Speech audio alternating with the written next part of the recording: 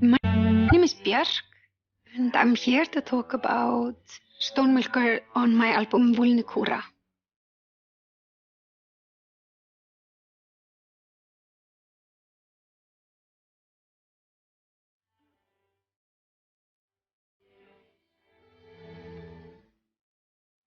You're listening to Song Exploder. My name is Rishikesh Hirway. In January 2015, Björk released Vulnicura. She described it as a complete heartbreak album. And in November, she released Vulnicura Strings, a companion album that stripped away the electronics. In this episode, Björk breaks down the making of both the original version of Stonemilker as well as the strings version. She traces her writing and recording of the track, her collaboration with electronic producer Arca, and her reasons for wanting to make a second version.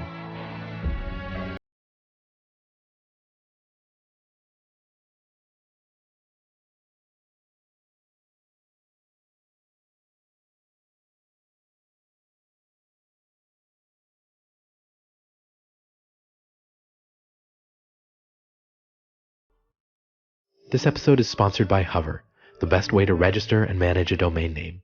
They believe in the power of a good idea, and ideas need homes. Create a home for your next big idea by going to hover.com and using the code SONGEXPLODER at checkout. You'll save 10% off your first purchase.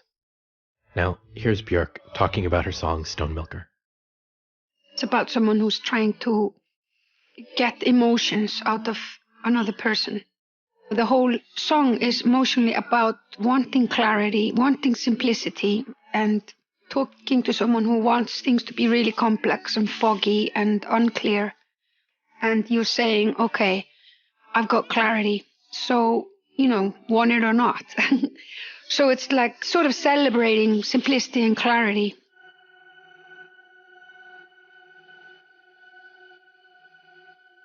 I was walking on a beach and I was kind of walking back and forth, and the lyrics kind of came along, kind of without me really editing them. The strength of this album really is just simplicity and, this kind of like thinking out loud feeling. And I shouldn't be too clever. It would work against it. So I kind of just went with the first words that actually came.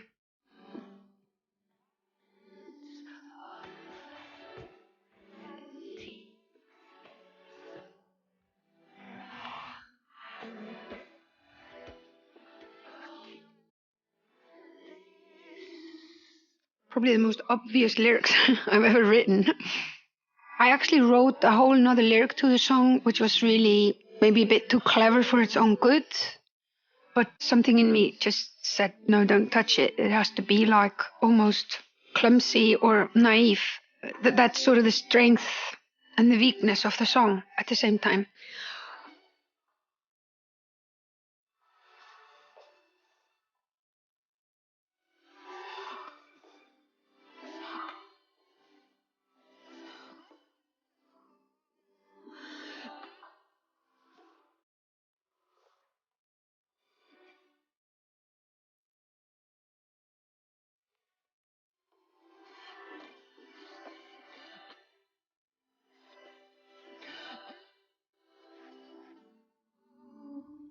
I'm mostly a singer, but I think the way I sing, I usually wait for a day where I'm kind of probably more impulsive than other days in one way or another.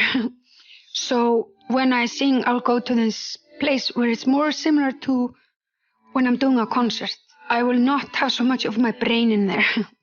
I'll just like warm up my voice, have a coffee, and I'll just jump in the deep end where you're more a performer. But I think more and more, ever since I got my laptop 15 years ago, probably the biggest part of me as a musician is the editor. I probably spend like 90% of my time making music editing. If it's editing vocals, editing beats, editing instruments. I think that's a very big part of my work now. So that's also another side. Who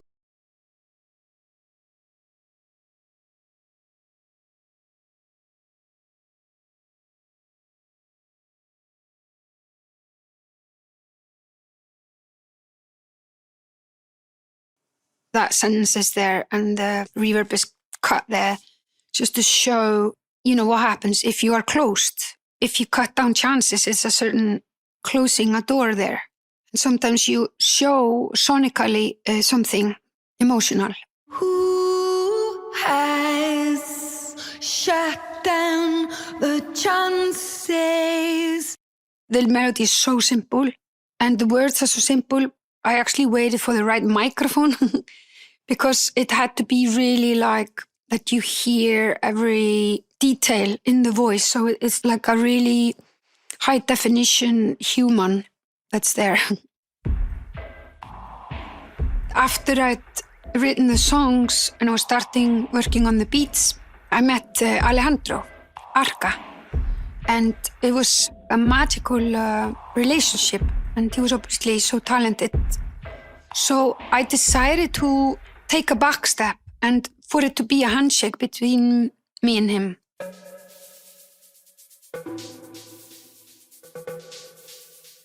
We sat next to each other and we talked about every single thing.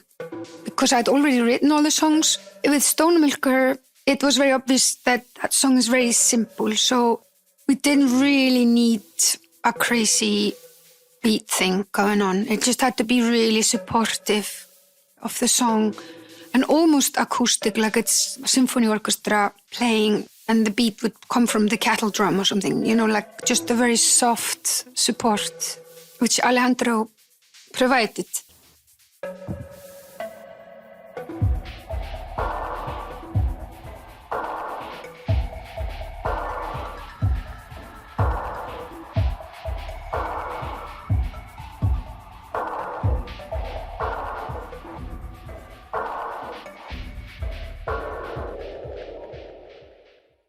So I would sit down at a keyboard and just work out the chords.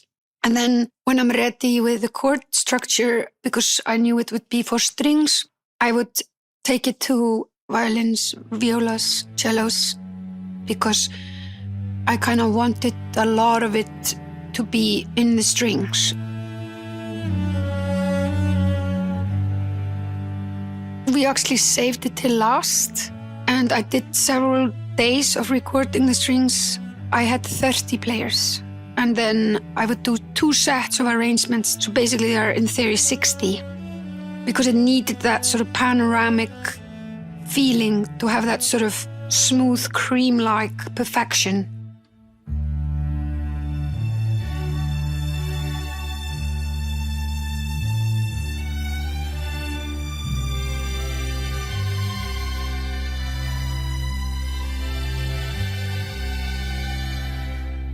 For me, it was very important with Stonemilker that the strings were kind of cyclical, this chord cycle that kind of gives you this feeling. It can go on in circles and gives you this feeling of equilibrium, like the person who's singing the song is showing some sort of harmony to someone as an example.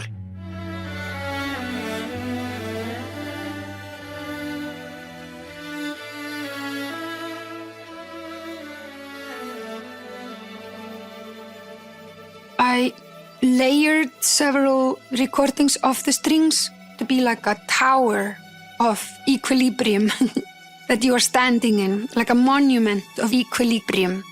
And you're standing in the middle of it and you're small and it's huge and it just goes circle and circle and you feel very safe and secure. And that's sort of the clarity that I would want to try to offer emotionally in the song.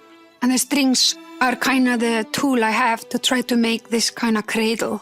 So I spent a lot of time going through all the takes and all the mics and try to make this kind of tight woven net that each string instrument was equally important because they have all these kind of sub-melodies that you could hear them all, but it would still not be a solo, that it was like this balance of this kind of woven string tower that it was keeping you safe.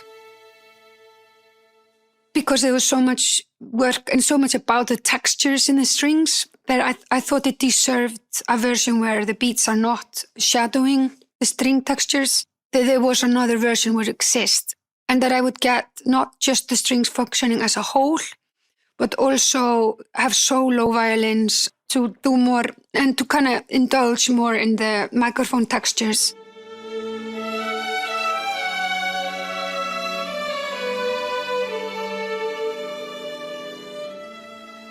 Also, I think it's a question of like tempo. Like I feel the main version of Wilnikura has more drive. You know, the beats obviously give it more energy. But I felt there was another version of Wilnikura with just the strings where it's more slower pace, you know, more like you reading a book at home, you know, like lying outside in the moss looking at the sky.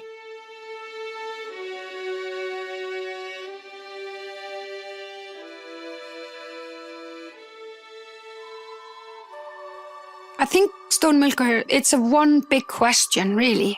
You're asking someone a question, suggesting something, but you don't want to push too hard, trying to, in the most harmonious way possible, trying to prove a point. So it's sort of a very gentle suggestion, because I think staying emotionally open, it's a choice, you know? I think it's equally hard for all of us, and we're just all doing our best, but I think there's also a choice, you know? Do you want to try and then maybe fail half of the time and then succeed half of the time or whatever your odds are? Or is it your choice to not even try?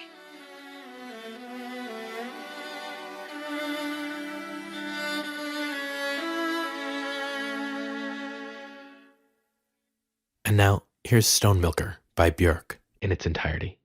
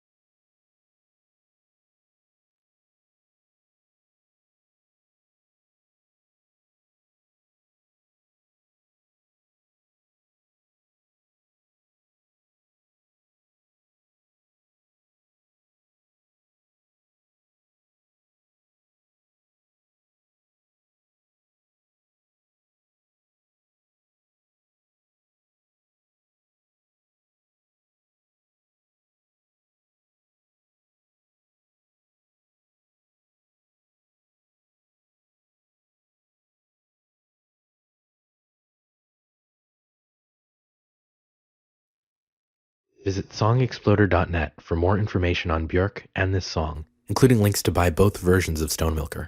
On the site, you'll also find the interactive 360-degree music video for the song. This episode is sponsored by Turntable Lab, an online music store. Since 1999, they've specialized in selling turntables and special edition vinyl. You can find vinyl LPs from a lot of the artists featured right here on Song Exploder, including Bjork, Wilco, Spoon, and more. Go to turntablelab.com/songexploder to see all the records they have from past Song Exploder guests, and to get a special discount for Song Exploder listeners. And if you're in New York, check out the brick and mortar store they have in the East Village. Song Exploder is sponsored by Lagunitas Brewing Company, who believe brewing is like a long-form symphony, with melody, thematic development and variation, recapitulation, mutation, and restatement, all telling the story of their beer, long and slow over time. Lagunitas Brewing Company. Beer speaks. People mumble.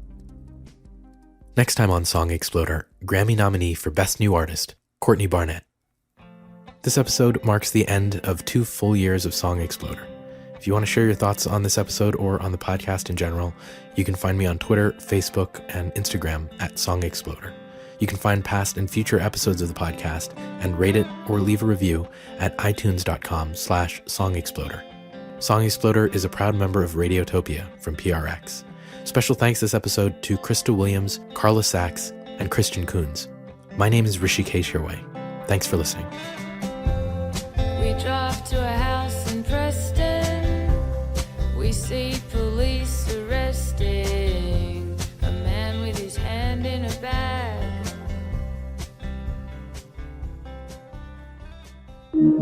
Radiotopia. From